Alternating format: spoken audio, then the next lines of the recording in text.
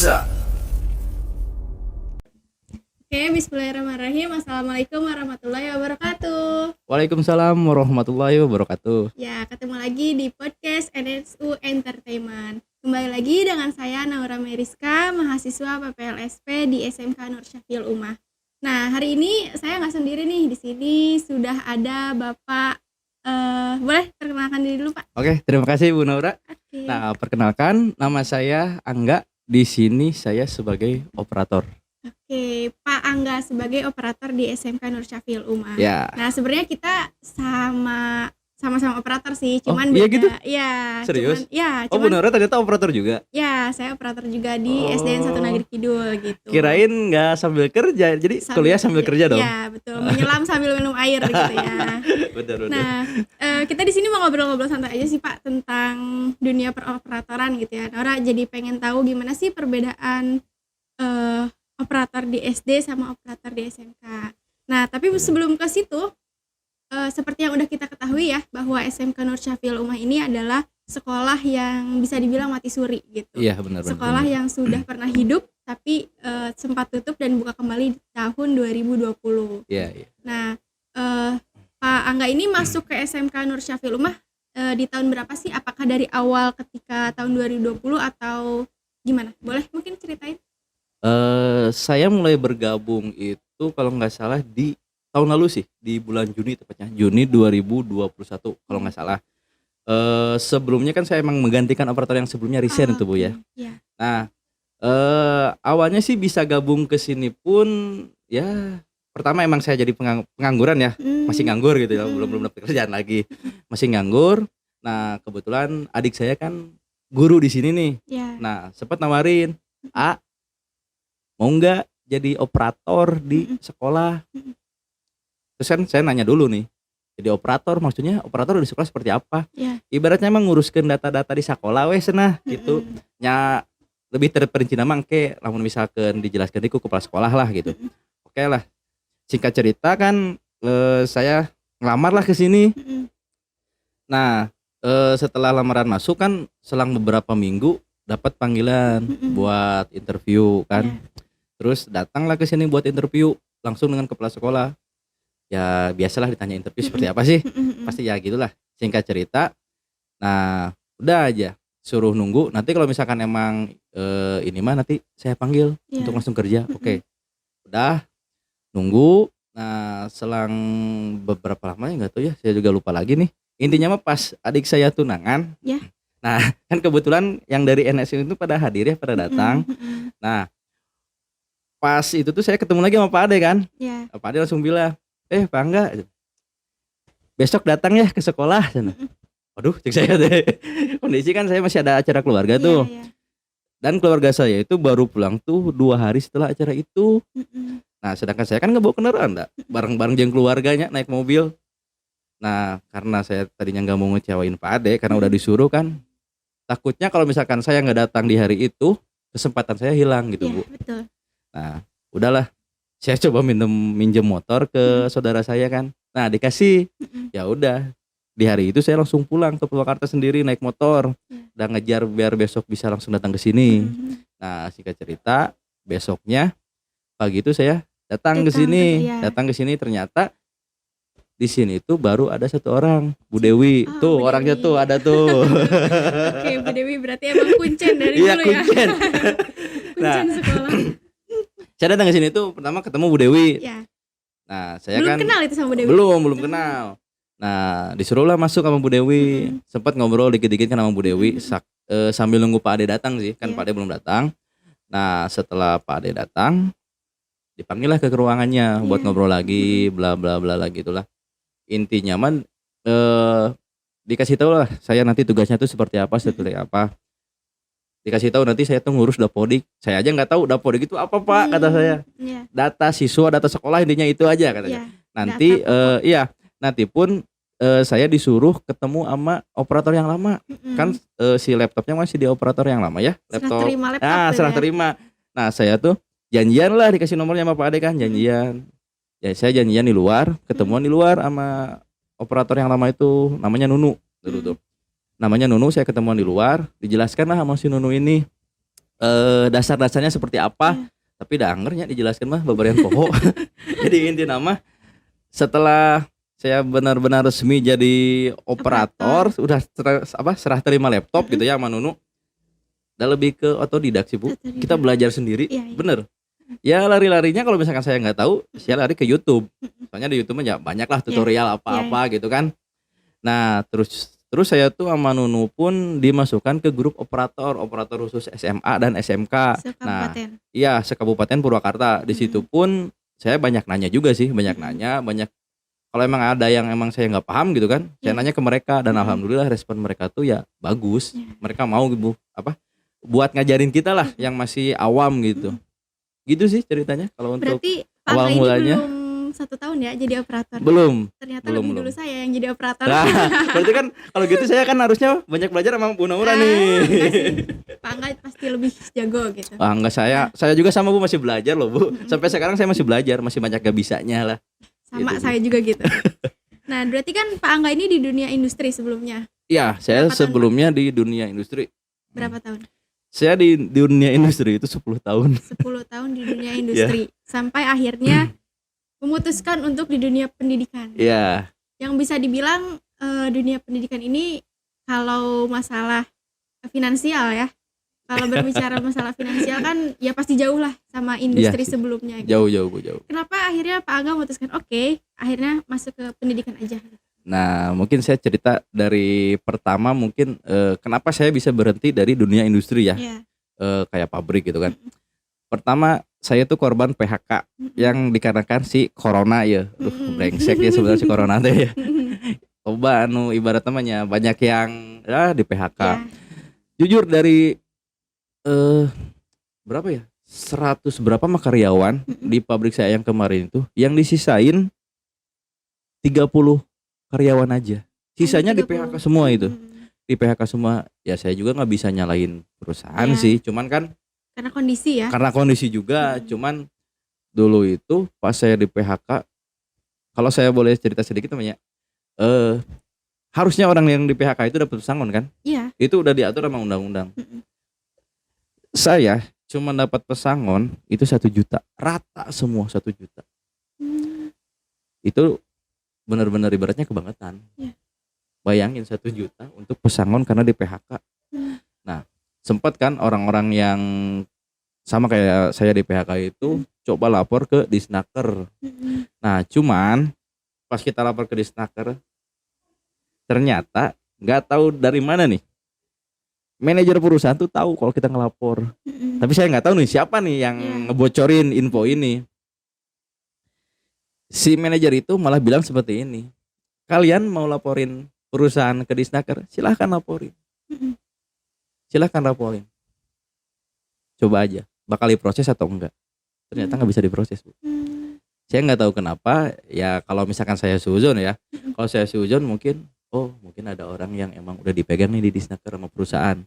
Makanya kenapa laporan kita nggak diproses. Kalau misalkan emang laporan kita diproses mah perusahaan udah nggak bisa apa-apa, udah pasti kalah lah. Soalnya kita mulai dari bukti apapun udah kuat. Soalnya kan yang ngelaporin bukan saya sendiri, tapi teman-teman yang emang di PHK. Kita cuman menuntut keadilan kan tadinya. Tapi ya ternyata keadilan itu nggak kita dapatkan. Tetap kita kalah sama yang emang beruang. Akhirnya nerimo legowo. Ya mau gimana lagi Bu, kalau misalkan kita tetap meratapi kan, Syukuri ya. ya nggak baik juga buat kita. Nah dari situ kan udahlah saya mulai nganggur ada sekitar setahun. Bahkan dulu saya tuh kan tinggal di Cikampek ya. Saya tuh punya perumahan Bu. Karena saya di PHK, ujungnya apa? Perumahan saya over kredit, agak semua cicilan tuh Bu. Ada cicilan di mana coba?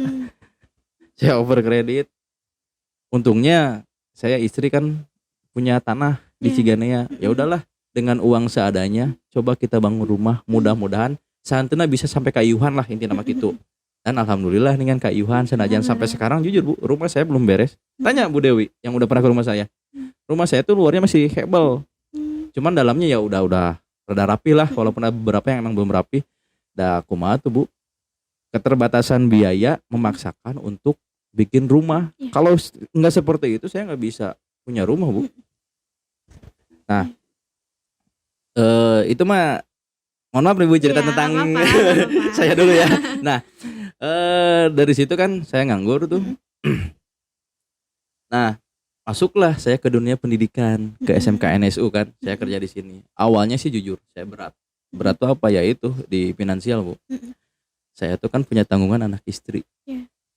Sekarang pasti tahulah honorer, gajinya berapa honor? 1 juta aja enggak kan. Sedangkan saya kan waktu di pabrik itu, saya gaji per bulan bisa sampai 7, 8, bahkan sampai belasan juta. Tapi mau gimana lagi Bu? Sekarang kondisi sedang COVID seperti ini kan.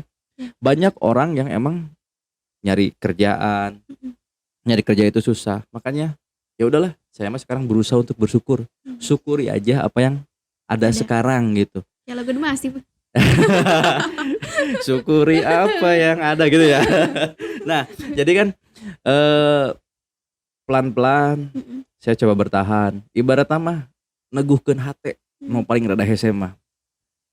Udah saya bertahan di sini, banyak orang di luaran sana yang menginginkan posisi saya di sini sekarang. Betul. Jadi kita tuh jangan lihat ke atas Bu. Lihat ke atas mah kita nggak akan ada puasnya. Kita lihat ke bawah, masih banyak orang yang lebih kurang dari kita gitu kan. Nah di situ kan lama kelamaan mulailah saya menemukan kenyamanan kerja di sini. Nah mulai nyaman, ternyata saya berusaha apa ya, intinya mah lebih ke rasa syukur sih. Saya walaupun gaji kecil, tapi kalau kita mensyukuri rezeki itu ternyata cukup loh. Buktinya sampai sekarang saya masih bisa ngasih makan anak istri. Anak saya masih bisa saya kasih jajan. Bahkan kalau misalkan waktu saya kerja di pabrik gaji gede, terkadang sok masih kurang kan ya Bu.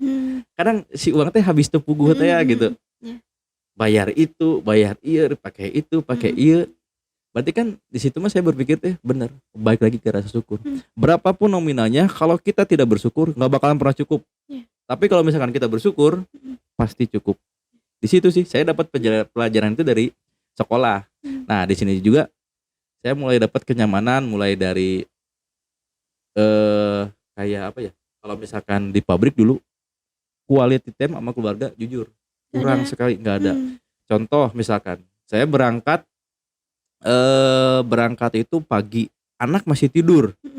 Pulang malam, anak udah tidur.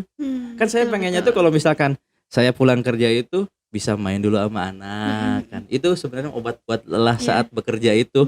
Tapi di pabrik itu saya nggak dapetin. Susah, bukan nggak dapetin ya, tapi susah untuk mendapatkan momen seperti itu. Karena terkadang kalau misalkan target lagi tinggi, banyak lemburan, Sabtu Minggu pun berarti full. Senin sampai Minggu saya masih kerja. 24/7. Iya. Nah, jadi kalau misalkan saya di sekolah mah ya waktu buat keluarga tuh alhamdulillah banyak. Kan kadang kalau misalkan kayak bulan puasa ini nih, masuk jam 8, pulang jam 3. Nah, dari jam 3 saya masih bisa main sama anak. Iya, betul. Masih bisa jalan-jalan kan kemana. Itu yang nggak saya dapetin di dunia industri. Bukan nggak didapetin, susah untuk didapetin sih. Ya. Berarti adanya kenyamanan di dunia kependidikan gitu ya. Iya betul. Walaupun ya sebenarnya apa yang kita dapat tuh nggak selalu finansial aja gitu. Betul ya. betul.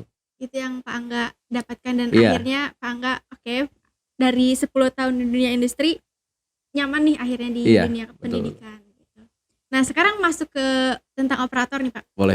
Sebenarnya Naura juga tahu gitu ya kalau operator tuh ngurusin Dapodik, PIP, belum biasanya operator ngebantuin bendahara ya, jadi tim bos gitu kan. Iya. Perbendaharaan, terus nanti ngurusin siswa keluar masuk, PPDB dan segala macamnya gitu. Nah pernah nggak sih ada di satu titik di mana capek gitu ngurusin ini semua gitu? Kalau titik capek pasti ada sih, tapi balik lagi ke kita bagaimana untuk mengatasinya. Kalau saya nih, kalau udah ada di titik capek, jujur kayak sekarang nih, kita kan ada program untuk pembelajaran secara podcast ya. Iya. Bu Naura pasti tahu lah, sok edit video kan? Iya. Bagaimana susahnya ngedit video? Gak butuh waktu sebentar. Nah, saya kalau misalkan ngedit video nih, kalau udah nemu titik capek, udahlah stop dulu nih. Gimana dulu, apa refreshing dulu lah, atau misalkan mainan HP dulu.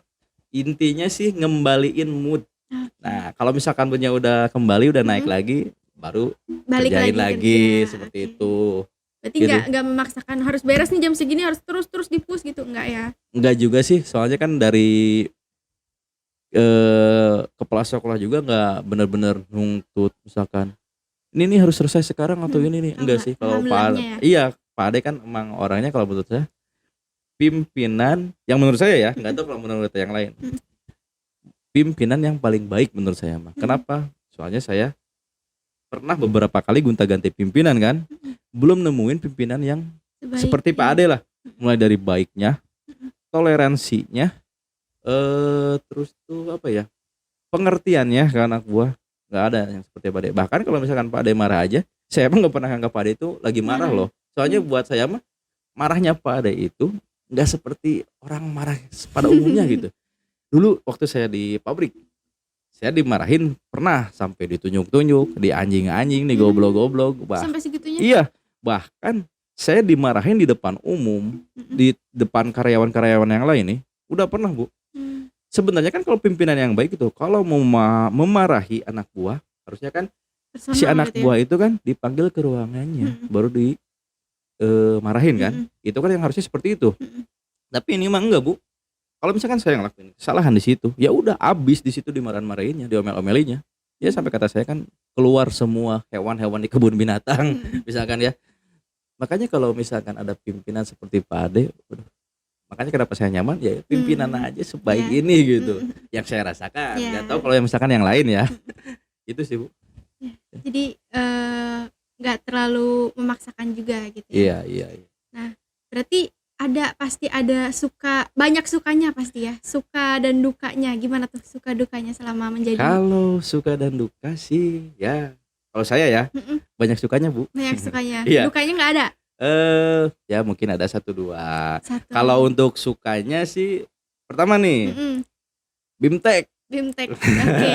Jalan-jalan. Ya, Dapat ini uang. ini namanya BIMTEK loh ya. Ini namanya BIMTEK.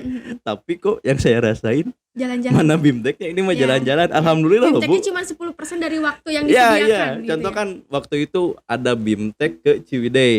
Kebetulan waktu itu saya berangkat sama bendahara. Iya. Sebenarnya kan itu acara-acara bendahara loh. Kenapa lo nih operator bisa ikut kan? Ya saya emang nggak tahu. Saya kan dari dinasnya emang yang harus ikut tuh bendahara dan operator. Ya saya mah ikut-ikut aja. Kalau Iya. siapa sih yang nggak mau diajak jalan-jalan Iya, kan? betul. Iya, gratis lagi kan? Iya. Dikasih uang saku lagi.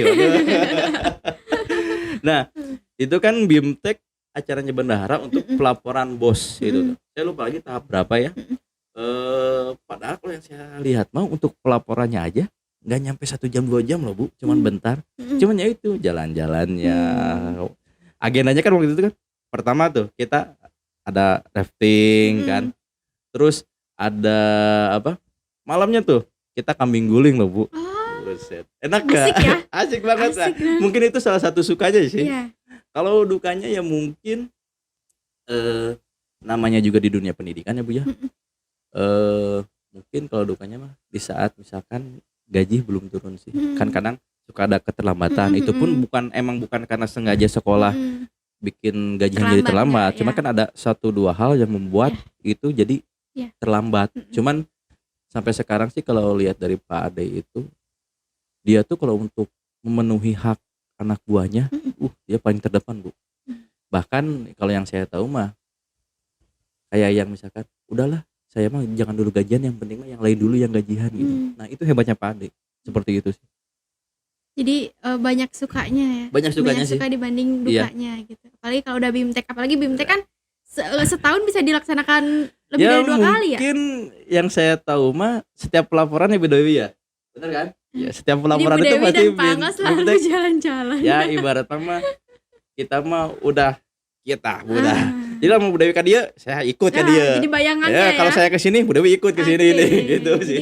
emang mudah-mudahan selalu banyak sukanya dan dukanya itu Iya. kalau bisa sih nggak ada gitu. Oke, di balik banyaknya suka di SMK Nur Syafil Ummah ini, apa sih harapan Pak Angga untuk SMK NSU untuk kedepannya? Kalau untuk harapan sih lebih ke, kalau untuk sekarang kan kita lagi ada di program PPDB ya Bu ya. Mau tahun ajaran baru juga kan. Harapan saya sih untuk tahun ini kita mendapatkan siswa sesuai target ya. Amin. Ketambah kan di kita juga sekarang lagi ada pembukaan jurusan baru ya, perhotelan. Iya, perhotelan. Mudah-mudahan untuk jurusan perhotelan lah minimal 1 rombel lah. Untuk TKJ-nya ya minimal 2 rombel lah. Itu sih. Dan harapan saya dengan tim yang sekarang mudah-mudahan selalu solid. Amin. Jangan sampai ada perpecahan lah. Misalkan ada yang dari luar gimana ya udah jangan didengerin. Amin. Kita percaya aja sama tim kita. Nah, itu sih sebenarnya. Mudah-mudahan di semester baru ini SMK NSU bisa mendapatkan siswa yang sesuai yang diharapkan, terus juga semakin ke depan lagi lah dan semakin terkenal mungkin ya. Amin, SMK amin. NSU Ya ini, minimal khususnya di Purwakarta. dikenal di Purwakarta lah. Ya, Ya, apalagi kan seenggaknya SMK NSU baru gitu. Seenggaknya bisa nyaingin yang deket lah, bisa nyaingin Lingga Buana gitu. Ini sekolah gede loh. Kan ibu tahu sendiri Iya. bangunannya 2 lantai loh. Iya. Bahkan kan sebentar lagi kan udah mulai direncanakan nih mau direnov sama Pak Ade. Ya mudah-mudahan terrealisasikan lah. Amin. Mudah-mudahan semua harapan-harapan dari guru-guru, dari kita semua bisa tercapai. Iya, gitu. amin. Mungkin segitu aja obrolan kita tentang operatoran. Semoga Pak Angga sehat selalu, dipermudahkan dan diberi kelancaran dalam setiap pekerjaannya, dan juga untuk guru-guru di sini semoga sehat selalu. Amin. Terima kasih Pak Angga atas Oke, sharingnya. sama-sama. Terima kasih semuanya. Kita ketemu lagi di podcast selanjutnya. Wassalamualaikum warahmatullahi wabarakatuh. Waalaikumsalam warahmatullahi wabarakatuh. See you next time.